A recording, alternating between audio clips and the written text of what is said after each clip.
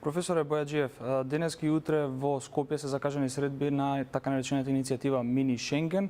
Како гледате вие на тој, колку таа иницијатива може да не приближи до Европската унија?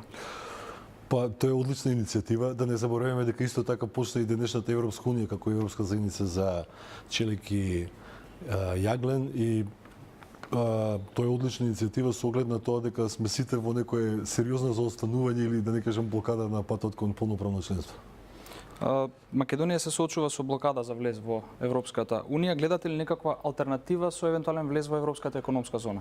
Па добро, јас тоа го нарекувам една мала алтернатива или приближување кон европската интеграција, а тоа е апликација во Европска економска зона или ЕА. Прв пат пред некои 3 години пишував на таа тема и мислев дека е добра опција за Македонија, денес мислам дека е добра опција за целиот Западен Балкан. Бидејќи интеграцијата оди напред, Мини Шенген е една од тие опции, втората е Коморскиот инвестициски форум, тоа е асоциацијата на сите комори кои што се исто така партнери утре во организација, и трето и најбитно, сериозни студии. Ние во мај имавме една конференција на таа тема, говорат дека Западен Балкан нема да влезе во Европска унија, најрано ќе влезе 2035 година. Тоа значи дека ние мораме да направиме нешто меѓу денес и следните 14 години. Европска економска асоциација значи пред се владение на право, слободен проток на луѓе, идеи и капитал и сериозно приближување кон Европската унија.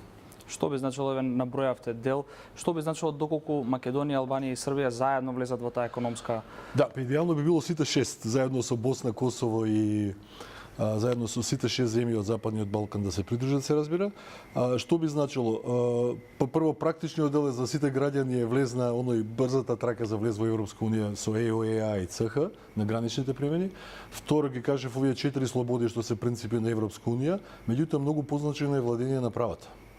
Ние сериозен проблем очигледно имаме, тоа се сите критики од ЕУ и од Америка на владење на правото, а влез во ЕА значи прифаќање на европското законодавство во многу области, пред се во заштита на конкуренција, економијата, човековите права се разбира, монетарната политика, во сите области освен во рибарство, што за нас е релевантно, и земјоделие, што не е ни многу значено, и прифаќање на јурисдикција на Европскиот суд во Луксембург. Како функционира во моментов Европската економска заедница? Има и земји кои што не се дел од Европската унија, но се дел од Европската економска заедница. Да, значи Европска економска заедница е формирана веднаш после последниот договор е потпишан веднаш после договорот за формирање на ЕУ 1992 година, после договорот од Мастрихт, и е де факто членки на ЕА може да бидат членки на ЕУ плюс членки на ЕФТА. Значи, она што сметам дека треба да се направи, да се додадат земјите од Западен Балкан како потенцијални членки, и тоа би било измена на договорот член 126 од договорот, и после по член 128 можеме да бараме аплицирање, и тоа е фактички интегрирање на континентот. Така, професоре Бојаджиев, ви благодарам. Благодарам и на вас.